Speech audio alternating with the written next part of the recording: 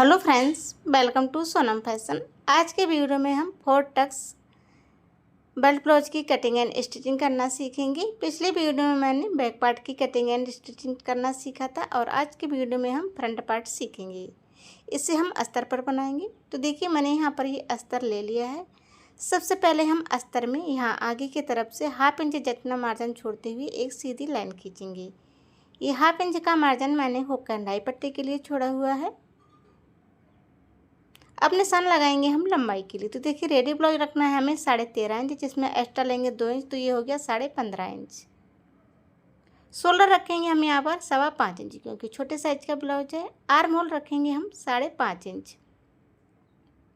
सीना के लिए निशान लगाएंगे। सीना है 30 इंच, जिसका चौथाई भाग हुआ 7.5 इंच। इसके बाद 2.5 इंच एक्स्ट्रा मार्जिन लेंगे हम सीना की तरफ। आर्म होल पर गोलाई का शेप दे देंगे। कमर के लिए निशान लगाएंगे। कमर है 26 इंच, चौथाई भाग हुआ 4.5 इंच। 1 इंच लेंगे हम टक्स के लिए और 2 इंच एक्स्ट्रा लेंगे हम सिलाई प्लस फिटिंग मार्जिन के लिए। सीना एंड कमर के निशान को आपस में मिला देना है।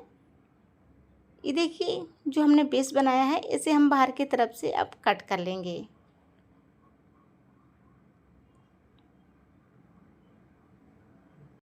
अब करेंगे हम इसमें गले की मार्किंग। तो गले की चौड़ाई रखी मैंने यहाँ पर 2.5 इंच। गले की लंबाई रखेंगे हम 5.5 इंच। आप अपने अकॉर्डिंग रख सकते हैं गले की लंबाई और चौड़ाई। एक बॉक्स बनाएंगे और गले को गोलाई का शेप दे देंगे। टक्स के लिए निशान लगाएंगे। तो देखिए, अंदर की तरफ से इंची टेप को रखते हुए निशान लगाएंगे हम 3.25 इंच पर। इंची टेप को ऊपर शोल्डर पे रखेंगे और ऊपर की तरफ निशान लगाएंगे हम 9.5 इंच पे।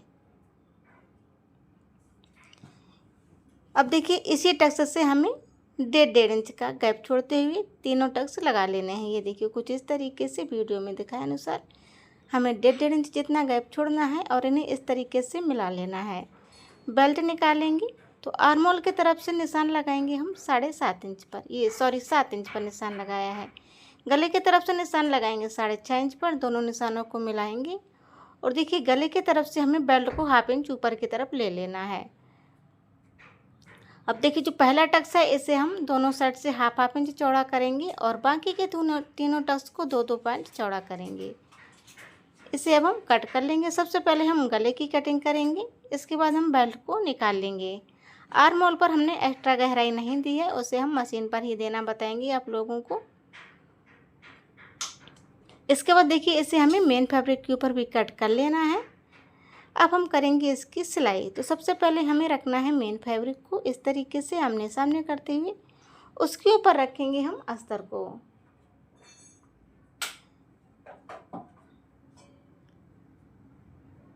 अब देखिए, इसे हमें चारों तरफ से कवर करते हुए सिलाई लगा लेनी है। सिलाई लगा लेने के बाद जो भी एक्स्ट्रा कपड़ा है मेन फैब्रिक का, हम उसे कट करके निकाल देंगे।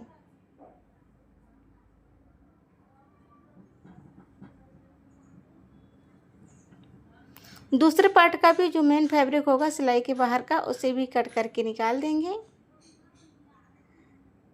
अब देखिए, जिस पार्ट में हमारे निशान लगे हैं टक्स के निशान को हम थोड़ा सा डार्क करेंगे चाक चलाते हुए और इसके ऊपर हम दूसरा पल्ला रखेंगे और हल्के हाथों से प्रेस करेंगे ताकि ये निशान हमारे दूसरे पल्ले में भी आ जाएं। अब देखिए, दूसरे पल्ले में भी हमें निशान को अच्छे से डार्क कर लेना है।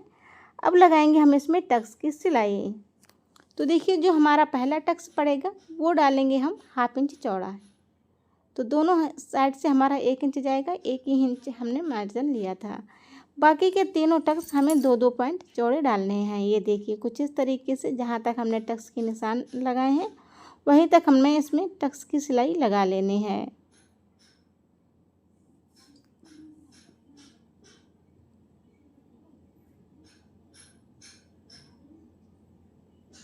ये देखिए, कुछ इस तरीके से हमने टक्स डाल लिए हैं एक पल्ले में। सेम इसी तरीके से हमें दूसरे वाले पल्ले में भी टक्स की सिलाई लगा लेनी है। पहला टक्स हमारा 1/2 इंच जितना चौड़ा पड़ेगा। बाकी के दोनों टक्स हमें 2-2 पॉइंट चौड़े डालने हैं।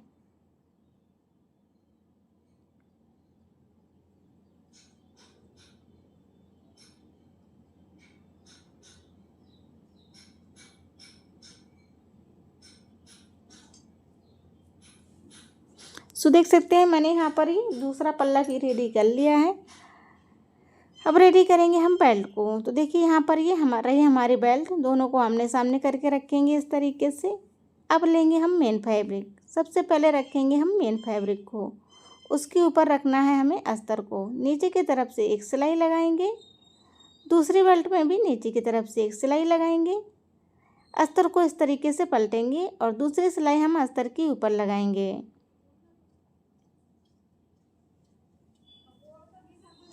अब देखिए अस्तर को अंदर की तरफ इस तरीके से पलटते हुए हम लगाएंगे इसके ऊपर प्रेस स्टिच।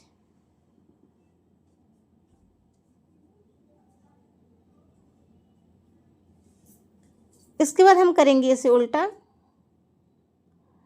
और इसे अच्छे से कवर करते हुए अस्तर एंड मेन फैब्रिक में सिलाई लगा लेना है। सेम तरीका हमें दूसरी वाली बेल्ट में भी अपनाना है। जो भी एक्स्ट्रा कपड़ा है अब हमारा मेन फैब्रिक का, उसे कट करके निकाल देंगे।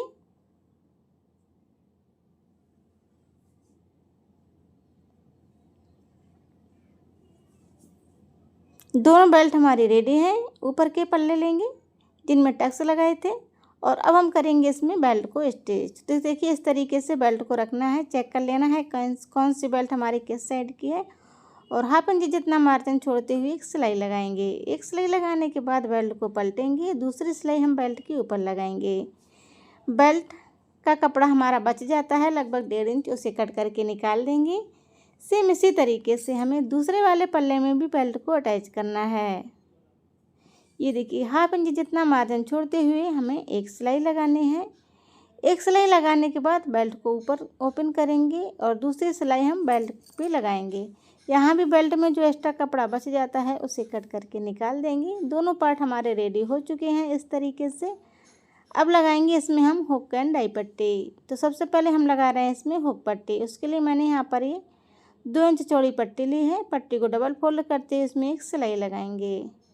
एक सिलाई लगाने के बाद पट्टी को पलटेंगे, दूसरी सिलाई हम पट्टी के ऊपर लगाएंगे। अब इस पट्टी को अंदर की तरफ पलटते हुए इसके ऊपर एक सिलाई और लगा देंगे। तो ये हमारी हुक पट्टी कंप्लीट हो चुकी है। दूसरे वाले पल्ले में लगाएंगे हम आई पट्टी। आई पट्टी लगाने के लिए मैंने यहाँ पर ये 5 इंच चौड़ा कपड़े का पीस लिया है। कपड़ा एंड अस्तर मिलाते हुए सिल लिया है। इस पीस को हम डबल फोल्ड करते हुए इसमें उल्टी साइड से सिलाई लगाएंगे। अब इसे देखिए सीधा तरफ पलटेंगे, नीचे की तरफ से कपड़े को पलटते हुए इस तरीके से। ये देखिए आई पट्टी का शेप देंगे पलटते हुए और इसके ऊपर एक सिलाई लगाएंगे।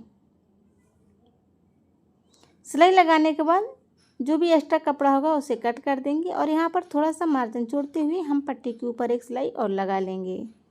दोनों पार्ट हमारे कंप्लीट हैं। सबसे पहले रखेंगे हम आई पट्टी वाला पार्ट, उसके ऊपर रखेंगे हुक पट्टी वाला पार्ट।